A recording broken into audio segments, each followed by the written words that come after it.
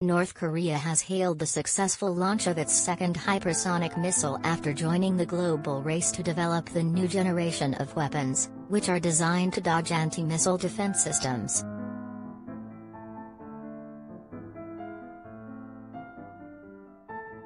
According to state media KCNA, the missile, launched on Wednesday, managed to hit its target some 430 miles away.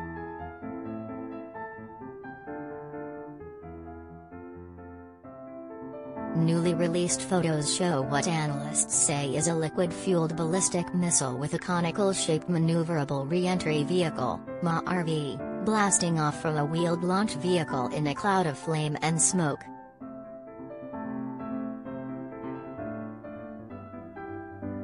In Wednesday's test, the hypersonic gliding warhead detached from its rocket booster and maneuvered 120 kilometers, 75 miles, laterally before it precisely hit a target 700 kilometers, 430 miles, away, KCNA reported.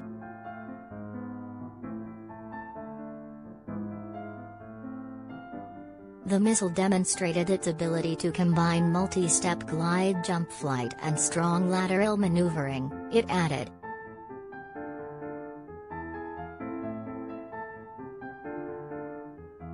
The test also confirmed components such as flight control and its ability to operate in the winter, KCNA said.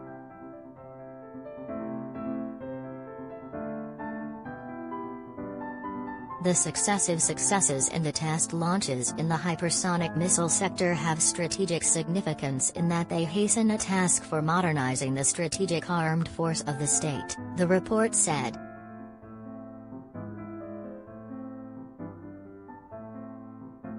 Huge rallies have been held in Pyongyang in support of the country's leader Kim Jong-un following the launch.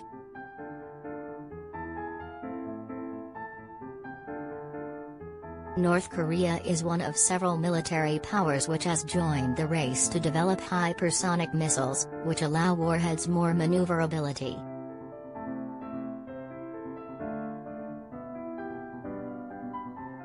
Analysts believe the latest launch is part of the pariah state's goal to develop a weapons arsenal capable of dodging anti-missile defense systems in the likes of the US and South Korea.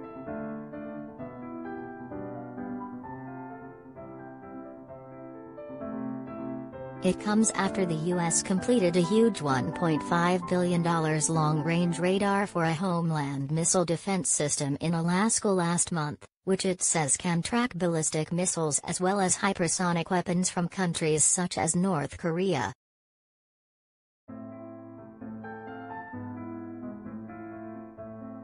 Ankit Panda, a senior fellow at the U.S.-based Carnegie Endowment for International Peace, told Reuters, "My impression is that the North Koreans have identified hypersonic gliders as a potentially useful qualitative means to cope with missile defense."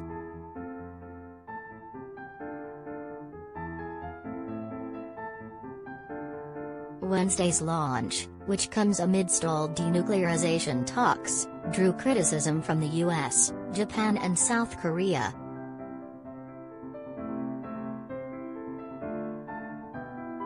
The reclusive state first tested a hypersonic missile, considered to be the next generation of arms, in September. The weapons usually fly towards targets at lower altitudes than ballistic missiles and can achieve more than 5 times the speed of sound, or about 6,200 kilometers per hour, 3,850 miles per hour.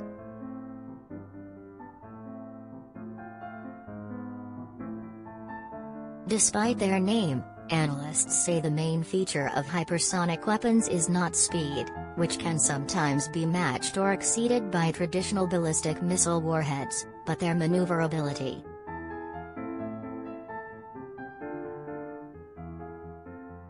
The weapon fired on Wednesday is a different version than the missile tested last year, Mr. Panda said, and was first unveiled at a defense exhibition in Pyongyang.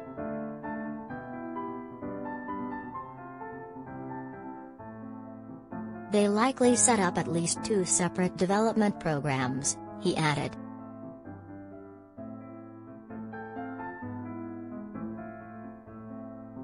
One of these was the Hwasong-8, which was tested in September. This missile, which shares a few features in common with the Hwasong-8, is another.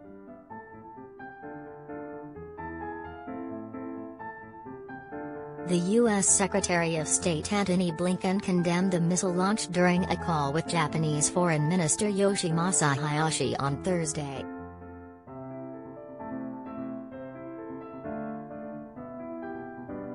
The pair discussed cooperation to achieve complete denuclearization and lasting peace on the Korean peninsula, the U.S. State Department said in a statement.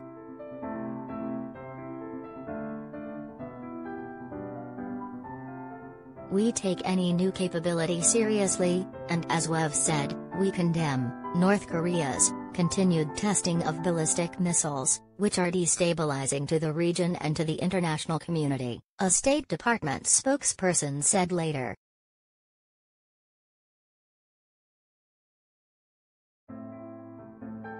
Denuclearization talks have been on hold following a series of summits between leader Kim Jong-un and then U.S. President Donald Trump, which broke down with no agreement in place.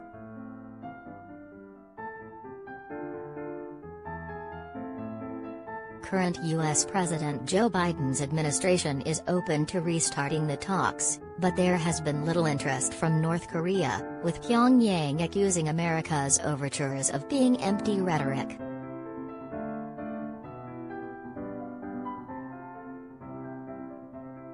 North Korea says it wants substantive changes to hostile policies, including military drills in the region and ongoing sanctions.